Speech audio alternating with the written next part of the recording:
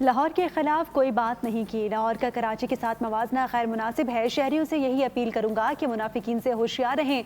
Mayor Karachi Murtaza Wahab की media से बातचीत। हाफिज नईमुर रहमान पर भी तनकीद की। कहा कि हाफिज साहब ने कहा सारा काम हमारे टाउन चेयरमैन कर रहे हैं।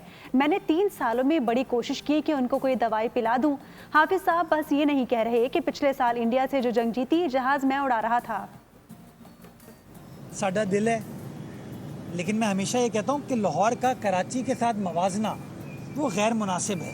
ये तो उनका प्रोपेगेंडा इतना स्ट्रॉन्ग है कि जब कचरा उठ जाता है तो कहते हैं यार हमने काम कर लिया, और जब कचरा नहीं उठता तो कहते हैं कि सॉलिड वेस्ट काम नहीं कर रही। तो यार उनका ये वो लोग हैं जो लाइलाज हैं, इनका कुछ नहीं हो सकता।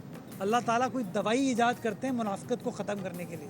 मैंने बड़ी कोशिश की है 3 सालों में कि कोई दवाई इनको पिला दूँ, लेकिन नहीं, ये इनकी मुनाफिकत जो है ना वो इतनी पक्की है, इतनी मजबूत है। ये इतने मुनाफिक हैं, इनसे पूछे ना, जो पिछले साल हमने जंग जीती तो उसमें भी कहते हैं कि एयरफोर्स में हमारे फाइटर बैठे हुए थे।